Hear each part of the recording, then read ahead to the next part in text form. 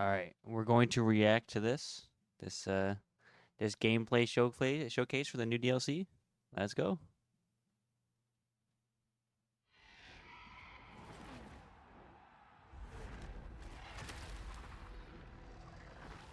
Elspeth's mysterious, powerful, and a bit creepy. In this video, we'll be delving into Elspeth von Draken. Deathly, reclusive, and the wielder of the dragon laser. To explore who she is, That's cool. her mechanics, and new That units laser's you can expect to see as cool. part of the Thrones of Decay. It looks like a normal dragon model, though. Unfortunately, it seems like it's been reused.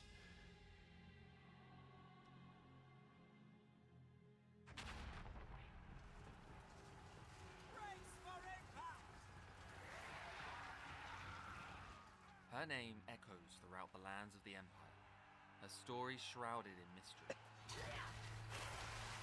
Elspeth von Draken is, of course, our seemingly ageless personal protector of the Empire. Not that anyone believes her, of course. Her starting location lies in the heart of Okay, so she's a Wissenland legendary and lord.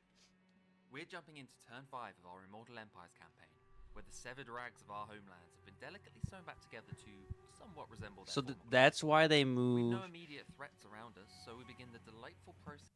That's why they moved. I saw that they were moving Balthazar Gelt over to Cathay. So this is why, because she's starting over here. Figuring out who to target next.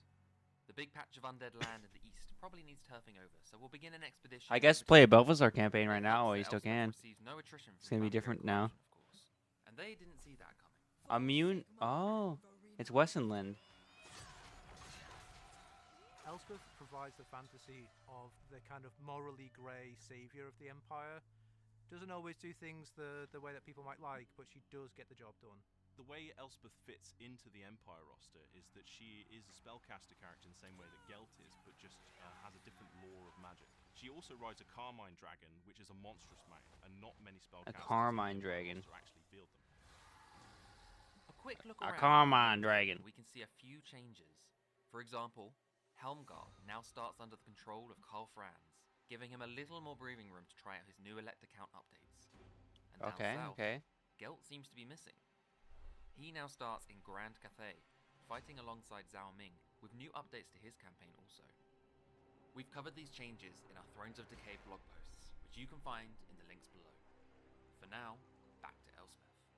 We've been utilising the Imperial Gunnery in the Imperial Gunnery School window, and by applying our schematics we've collected after battles, we've been able to upgrade our units. There is a nice selection of upgrades across the munition units, but we're currently focusing on our artillery, because who doesn't love explosions? So far in Tier 1, we've added in additional projectiles to our Hellstorm rocket battery, and, my personal favourite, improved the reaction time for the Hellblaster volley guns. So they have Run a tribute, increasing their speed and improving acceleration and deceleration through the Wayfarer ability. Not bad for a single upgrade. These are just our early upgrades as well, and as we utilise the Gunnery School, we increase our tier, unlocking further, more powerful upgrades and access to new units. So it's just like Ika Claw's workshop. Being in charge of Wissenland and Nuln, we knew that we had to have the Imperial Gunnery School in there. The mechanic kind of writes itself, an experimental weapons school and core to the Empire. It adds to the player experience by allowing you to push the limits of what your gun units could normally do. And I think I might like this faction. At this stage, our army is primarily made up of foot soldiers. New Our Nuln Ironsides siege are towers? our force, and with more advanced armor, melee capabilities, Ooh, and missile Ironsides. than our standard Empire gunners. Our force. So we have an elite handgun unit now, or I guess elite missile unit, missile infantry. That's pretty good. As a Vampire Coast player, it's pretty good. 31 missile strength with 145 range is pretty good. Got a lot of ammunition. Armor is actually pretty decent. I don't know what the normal handgunner armor is, but I don't really play Empire too much. I might be. The only time I ever played, I play as not Balthazar. The fuck is his name?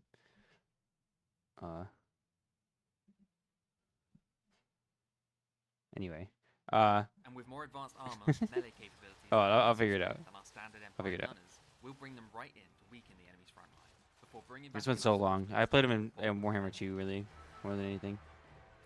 We're in the midst of taking the walls. We'll position our ranged units on top of them to take advantage of the height. And I think we'll target our artillery on this section to make things a little less bottlenecky. He just killed so many of his own units.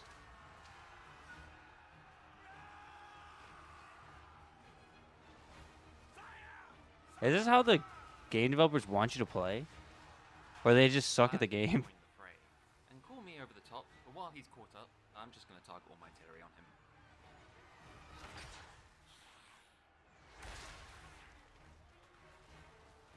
Yeah, only if that would ever work. Using our Hochland long What do you mean? The Hochland long rifles is kind of like fan favorite weapon from the tabletop. They're long range, they're armor piercing, and they can. So the other ones. Wait.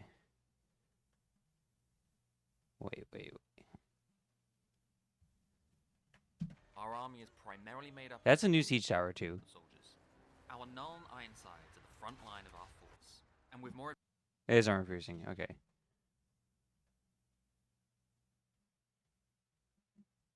Yeah, let me talk about this. Would never work. Why would they put this in the trailer? I don't know if they just wanted to they did it as a clever editing trick to move on with their showcases, but this literally would never work. Why would you tell players that you could do this? And let's mop up the stragglers using our Hochland long rifles. The Hochland long. There's literally no way. Oh, they have 260 range. There's literally no way you can kill Vlad unless you're shooting him with like the cannon and artillery, but with a mortar, Vlad's invincible. What do you mean you could kill him with a mortar? What? Why they just lie? You can't do that. I mean, okay, you could, but it would not be easy. It would be 95 of the 5% of the shots would just miss. I don't know. It's only 20 armor, so they're definitely one that you would want to hold back. Their leadership is very high, so they're not going to rout if they get pushed. Their speed is slow. Their melee attack and melee defense are garbage. Same with their weapon strength and charge bonus, but they have a 34 missile strength and a lot of range. These are kind of like Giselles. But I think Giselles have more armor.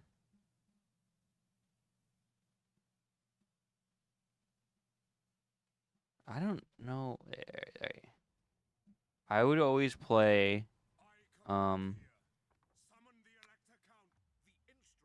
the Grim. Yeah, I actually have not played a Volkmar campaign since he moved in Warhammer 3, which I probably should.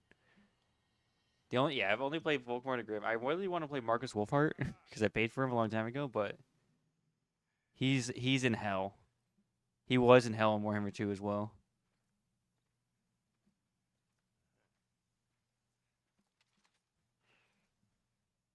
All right, let me look at Giselles. I just Warhammer open on the side. I should probably just change my category to Warhammer 3 for right now. Alright, where's Giselles?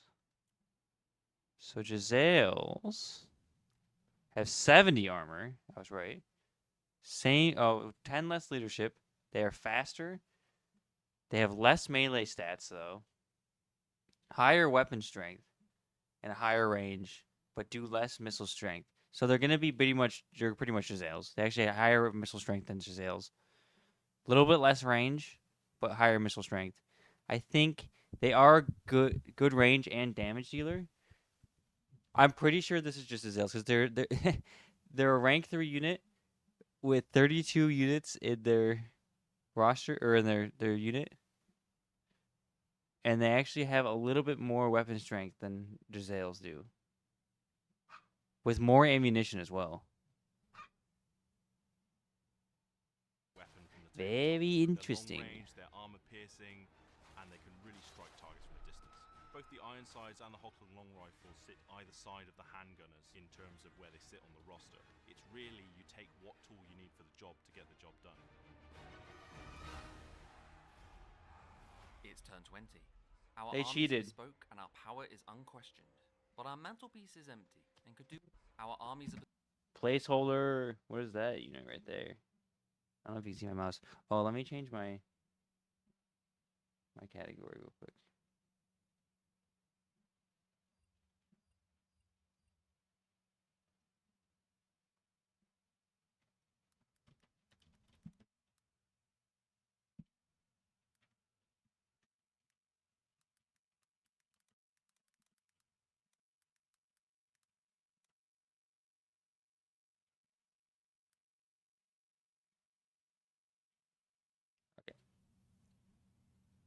bespoke and our power is unquestioned, but our mantelpiece is empty and could do with some trinkets.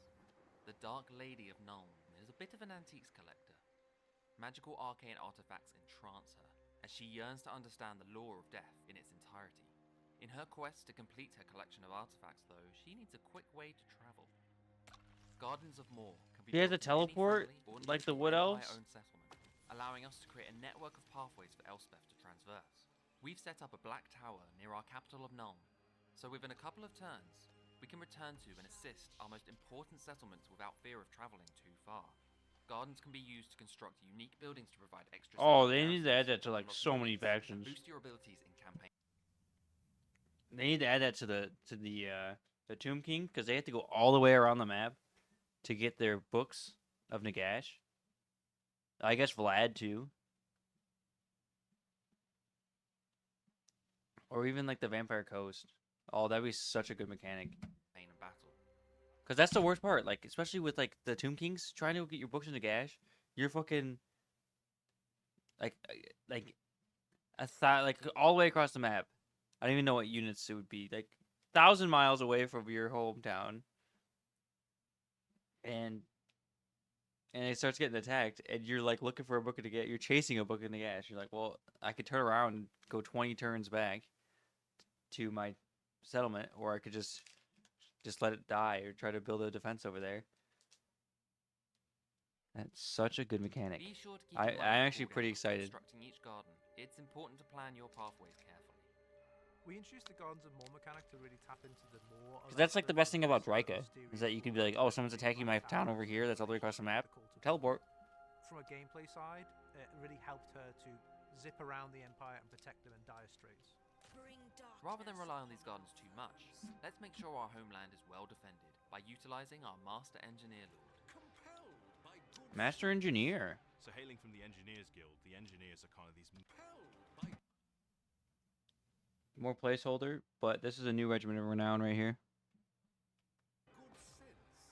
So hailing from the Engineers Guild, the engineers are kind of these master craftsmen who specialize Oh? in creating all the weird and wonderful weapons that the Empire used to dispatch of their enemies during battles.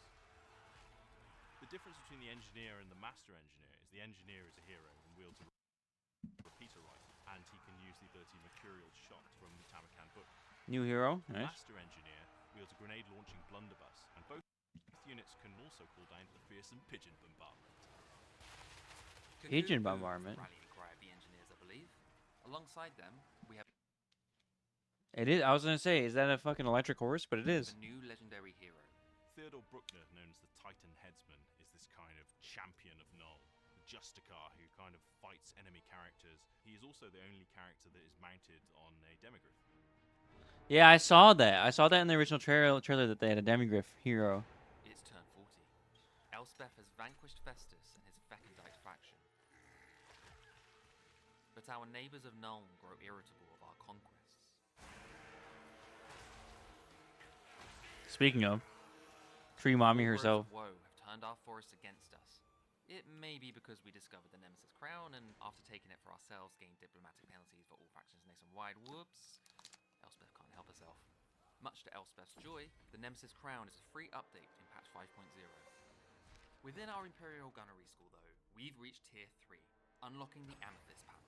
We can now purchase, recruit, and upgrade Amethyst units, taking advantage of their magically augmented munitions. Amethyst artillery is also available to us now, turning the tide What? of Reich's invasion. Better get collecting those schematics. It will rain death. That's cool. The Amethyst Armory bring that combined focus of guns and magic, which you don't normally see within the Empire, and they are very potent, especially with all the combined bonuses you can get for the Amethyst units and the regular counterparts.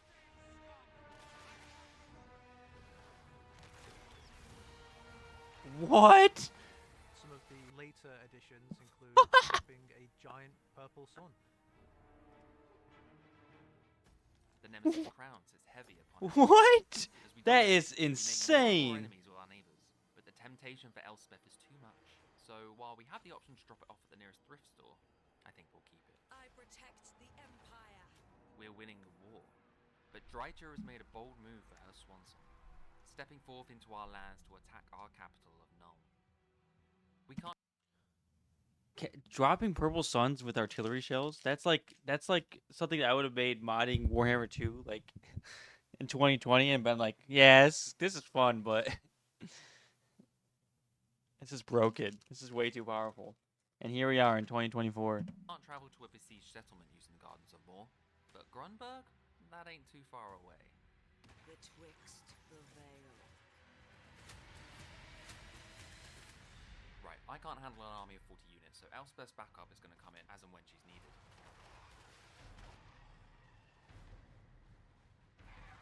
Games journalist. Can't handle 40 units. What do you mean? He told people he told people to shoot Vlad with artillery with mortars and then said I can't play with more than 20 units.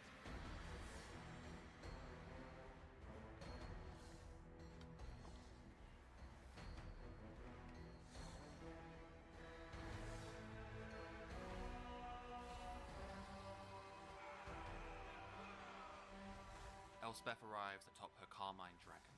Let's boost that morale. Take this! As we lose units of our garrison, it frees up space for more of Elspeth's more qualified soldiers to arrive as backup. You can't play the game like this wait, though. those are my cannons. Oh well. My Knights of the Black Rose will avenge them. The Knights of the Black Rose are this sword and board cavalry that really excel in sustained engagements.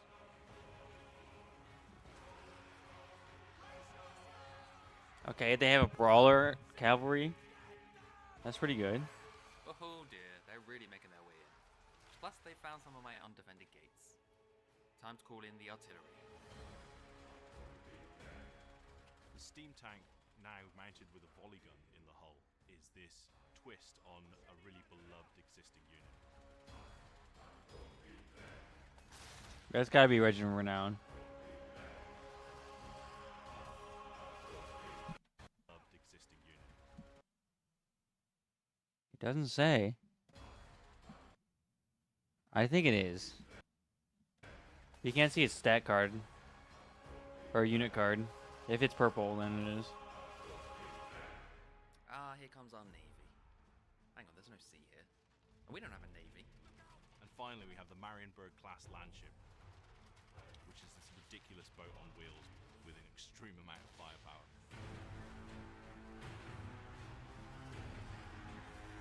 This is something that I'm glad to see is actually in the game.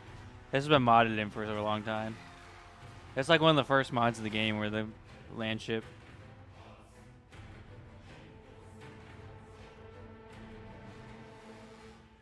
In fact, my mod I made. I need you back in the fight. Okay, he's going down. But his Bale Flame amulet has other ideas. I guess he is a legendary hero, so. But is that anti-large? Is that anti-large? Why are you casting Purple Sun on bears? Oh. Final push, in we go. Nope. Oh, okay then. Elspeth, it's up to you.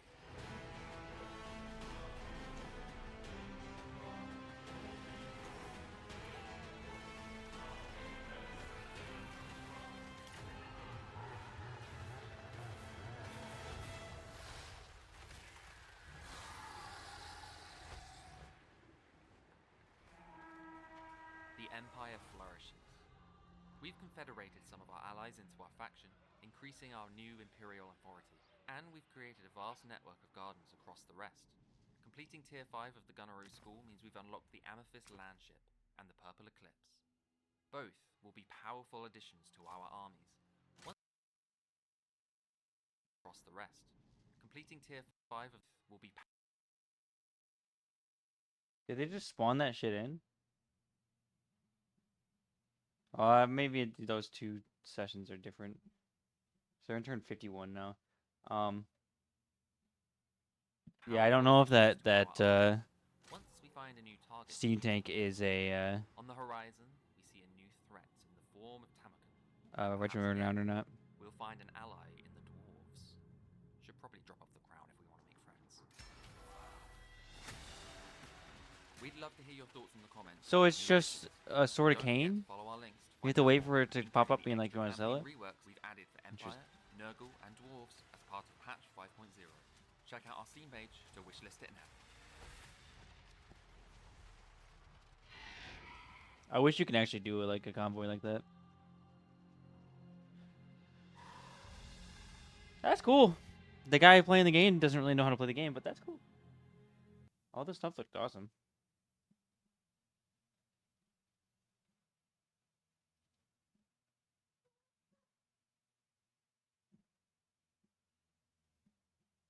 Yeah, that's funny.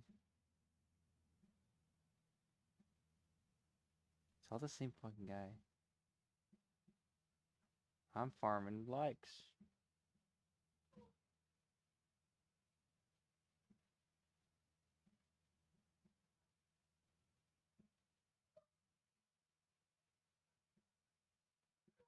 So yeah. That's the old trailer I saw an hour ago. It was uploaded. Oh, they already did one.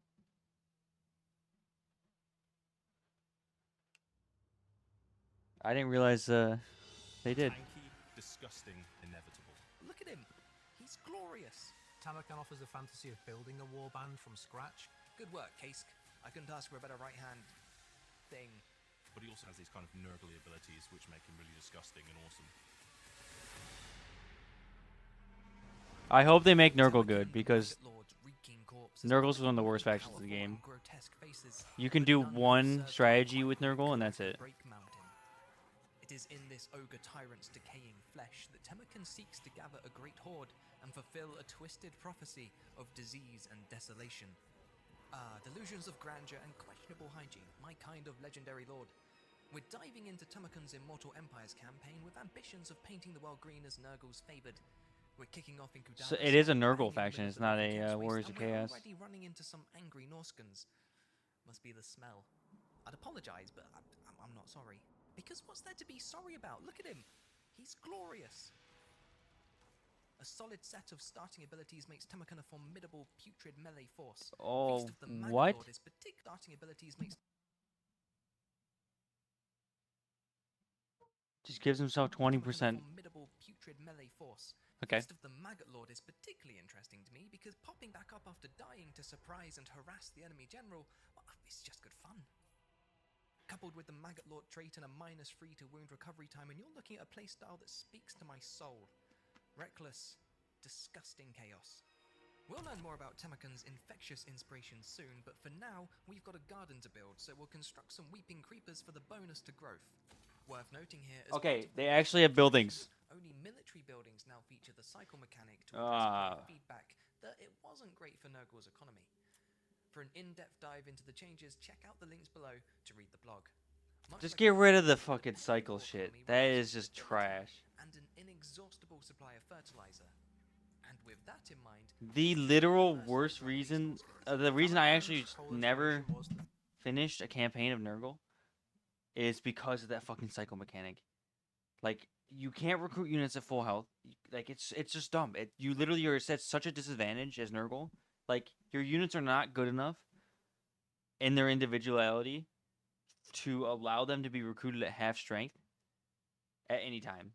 Like, it just makes you lose every battle. You can't manually fight a battle on Legendary unless you're doing specifically the Kugath Nurglings, like ball of your Nurglings, because like you recruit things that have it's finally get an elite unit. It's shit compared to every other unit that you're fighting against at the same tier as it, because it's like, oh, it's supposed to be tanky, so its melee stats are gonna be a little bit less because they can be more survivable. Which in practice it doesn't, because you have a half strength unit. You have to wait 5 turns for it to become, even probably more than 5 turns with how much replenishment Nurgle had. I don't know if that's changed now. I don't really give it two looks, but like they need to change that aspect of it. I don't even think that they should have any of those cycle buildings in the game at all, unless you can recruit at full strength. Like, it's like, what are you doing? You need units in a pinch. You got armies coming down on you. Everything comes at half strength, Everything already is half strength, and they basically have worse melee stats. They have more melee defense more than anything else, but their melee attack is always so low. They can't do damage. You had to do the Kugath Nurgling thing, and there's nothing else you could do. Throne of Chaos novel. The DLC is even named after it in Thrones of Decay. And in that, he builds this huge warband to try to destroy the Empire. And this time, maybe you can make him a bit more successful. He comes with all these really exciting units that I think Nurgle players have been dying to get their hands on. So yeah, he's definitely going to fill some holes in that roster. Tamakan is a really tanky character who has a lot of weapon strength that he can bring to bear against single targets.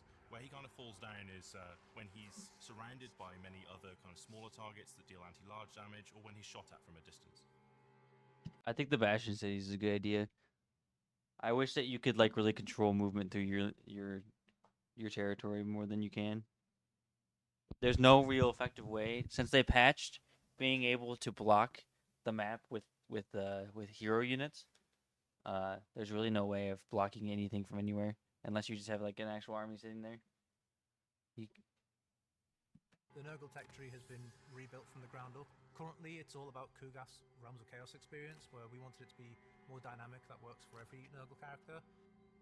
We reworked elements of the Nurgle feature set because we thought the theme was there, but maybe it just needed to be dialed up to 11. We designed Tamakan to be this big bruiser beatstick. Swapping bodies feels like it loses a little bit of that fantasy for how we'd envisioned him, and the chieftains kind of carry where he can't quite handle himself. Good work, Kaisk. I couldn't ask for a better right-hand thing. Okay, our garden's growing nicely, we're pushing into the blood marshes, and our liquefying mouth plague is ravaging the withering fortress. That's a tongue twister. As part of the... That being said, the only good mechanic that Nurgle has is the plagues. The plagues are good. They're actually like fun to use, and they're good. But everything else about Kugath is just pain. It's pain and suffering. So you literally, you're supposed to be a tanky faction. You're right next to the tankiest faction in the game, with the vampires being right there. Like, I don't know their decision making. I'm glad that they're doing something to change it though. Feedback that should make plagues more experimental and less min-maxy, so you feel like a real pox brewer. Unfortunately for us, I don't have enough options right now. They changed it. Actually, so one of the only good things that had Nurgle had was changed. I hope they change it for the better and not for the worse. Lord to the master of hosts, undeniable dominance. These festering heroes join our cause, bringing with them loyal soldiers from their own cultures. Kaisk the Befouled, Nurgle's legendary hero, has already embedded himself in our army and offers powerful units in exchange for a cost of dominance which is earned through battles and events. Our conflict with the Norscan Curse has won us Kaisk's continuous loyalty, in turn unlocking additional boons and powerful campaign abilities. So new cavalry. Joining Kaisk is Kargan the Crazed, Katezak Fimdarak, Mornhow, Grokma Freehorn, and Ezar Doombolt. All heroes with their own merits, and we'll need to call on each of them to build our unending host. With their own petty grievances to satisfy, Tamakan's chieftains will influence the flow of our campaign, but earning their ultimate devotion will be a bloody affair, though well worth the effort. More chieftains info shortly, but for now, I spy with my Decay. Hello, Jimmy. Skaven ruins to the south, and if I know my immortal empire, There's this is the older trailer that I haven't seen. But there's a new one they dropped like an hour ago of the Empire changes we just watched. Expect Boris's Kislevice beyond the blood marshes. Skaven or Kislev, Ezar or Kargan. We'll get to both eventually, and Kargan's hell cannons are tempting, but the coward in me is crying out for some better ranged units. Let's recruit Ezar Doombolt into our merry band and use our remaining dominance to purchase a unit of Chaos Dwarf blunderbusses. That's cool. That's cool. With some So, my question is, do you have access to this if you don't have the Chaos Dwarf DLC? Engineering behind this will make short work of the inferior war host. Short work, I'm sorry. I'm super excited for the Chieftain's mechanic because it allows you to build a bit of a bonkers brigade. Lots of different flavors of chaos all under the Nurgle banner. It was inspired by his story, which was uniting different tribes of chaos and flavors of chaos, so we thought it was important to bring to the game. Tamakan's campaign playstyle has him roaming around the Warhammer map and bringing in all these different cultures in the form of these chieftains. And in battle, these chieftains augment Tamakan's own abilities to smash up enemy armies and cause a lot of devastation. Tamakan at his core is still a Nurgle faction. The extra units from different rosters are unique even from some of the ones we've done before. So no one's ever had access to Chaos Dwarves mixed with Nurgle. The chieftain yeah, with mods you did. Of the other flavors of Chaos, getting the best of them and making the ultimate war host. Oh, Kask's by far my favorite. Nurgle just sucks. I find Nurgle difficult to recruit with. He's got Toad Dragons. What's not to love? Toad Dragons, the perfect remedy for backstabbing Grimgor. Whilst we were busy with Boris, Mr. Ironhide trampled our garden, yet I'm Grimgor. So we have like a oh, it's the chieftain units. Okay. So that's what you get from the other. Busy with Boris. Nice, and it's a new icon, green. Nice. Mr. Ironhide trampled our garden, yet I'm struggling to be upset. Ezard don't much fancy your kind, and he's been positively popping with excitement and overflowing with fealty with each volley of his Doombolt. We've got dominance growing out of our boils, and we're going to use it to field a few Dreadquake mortars. Oh my god, you can get Dreadquake mortars? Should stick together, but no. Look what you've made me do. Elsewhere, our Kizovite conflict has made Kargan crazed with love for Tamakan, so we'll activate his March of the Crazed ability to refill his army's campaign movement and begin the siege of Karak Vrag ahead of Tamakan's slow arrival. That's a lot of orcs, so we've split into 4 fronts. Kargan and our Chaos Lord are leading the main bulk, and across the way, we've got one small army. Oh, the new siege towers are really cool, actually. With Tamakan's reinforcements incoming, we've tricked Grimgor into leaving a section of his wall poorly defended. Our Plague Bearers are about to climb the wall, so we'll have our Chaos Sorcerer of Nurgle give them a little something to take the edge off any nasty swords they might encounter. Oh, and the new battering ram. Leprosy should do it. Chaos Sorcerer of Nurgle is a mortal spellcaster that brings the laws of death and the laws of Nurgle to the Nurgle roster in a nice. I was really excited for Nurgle, but Nurgle is just how it is now. Is so Tamakan bad. joins the party, so we'll link our cavalry units up with the main bulk. When the gates are down, our Bile Trolls will be first through the breach.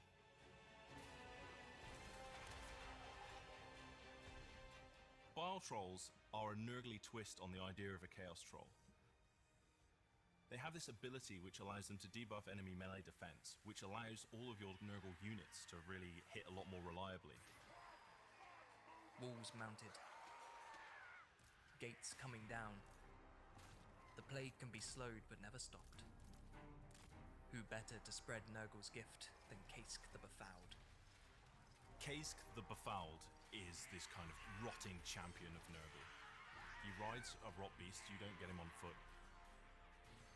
He's fast, he's agile, he's really not what you'd expect from a Nurgle character, which makes him really interesting. With chieftains in mind, I wonder how Kargan's doing. As you were, Kargan, good work.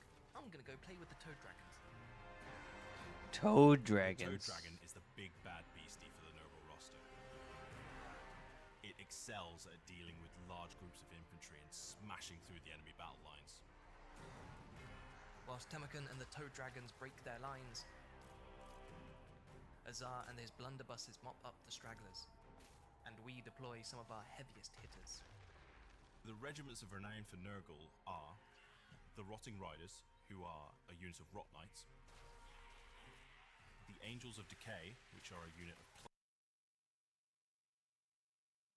I can't wait for the models to make a line when I tell them to go somewhere well in a siege. drones, and Noxbringer, who is a Soul Grinder. My favourite out of these regiments of renown are the Rotting Riders. These Kurgan horsemen have followed Kask since the beginning. So they actually have cavalry now? They actually have cavalry that's fast?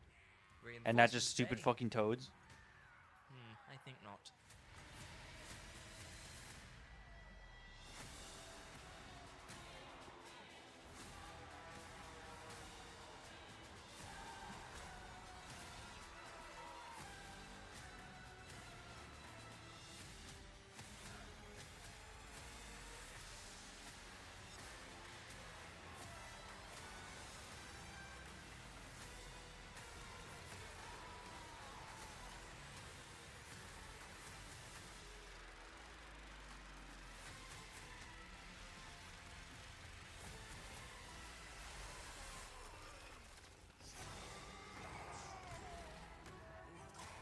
Jubilos feeds on a buffet of orcs. More fertilizer for the garden. Oh, he gets a mount. Our warhost That is grows sick. with our fealty and begs the question: who do we recruit next?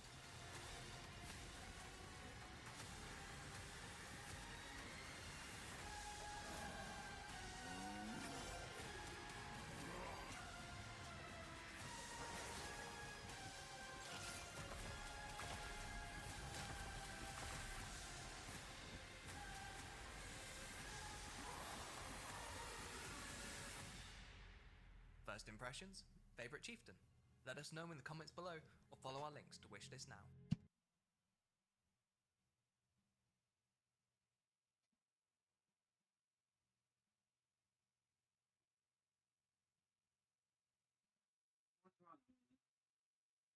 Are you hungry? You want breakfast? Hungry? Just won't stop, man.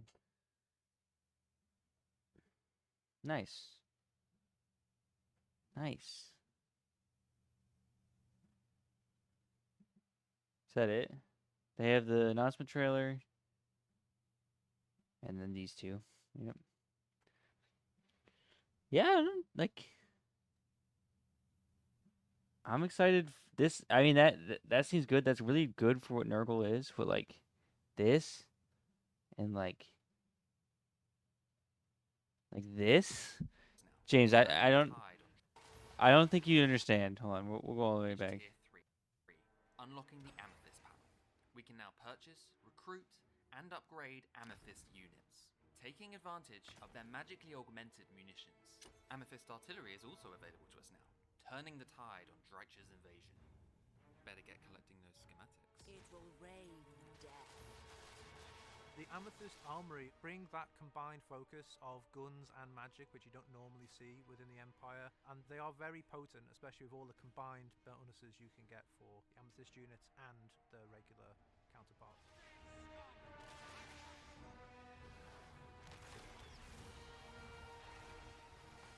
Some of the later additions include dropping a giant purple sun. The Nemesis crown sits heavy upon Elspeth. Is that crazy? I think, yeah, I think it's gonna be good. What? There's a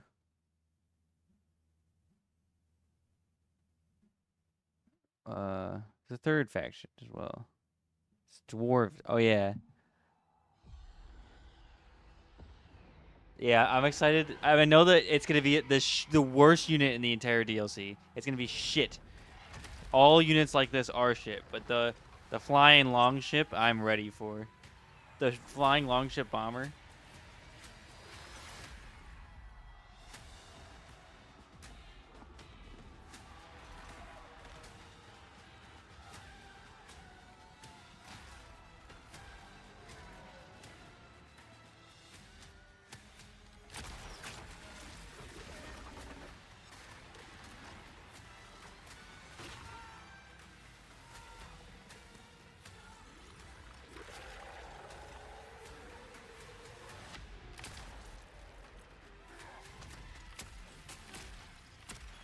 Yeah, you have Slayer gunners. This thing right here. I know it's gonna be absolutely dog ass. I know it is. But look at that. They're having beer in the back.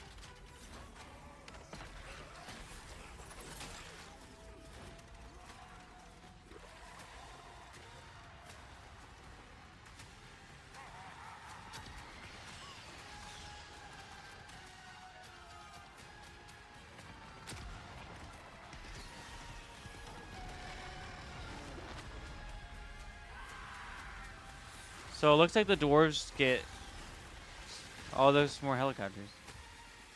They're pretty huge. Those longships look huge. Yeah. Seems cool. Alright, I'm going to throw BRB up, and then I'm going to switch to probably some... What do you think? Should we play some Helldivers or Warhammer 2? I was planning on... Or Warhammer 3.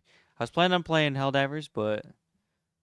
I don't know anymore. I was playing Corn last night.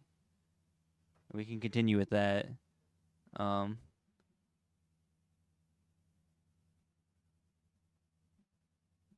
I don't know. We'll decide. Let me know in the chat what you think I should play. Be back.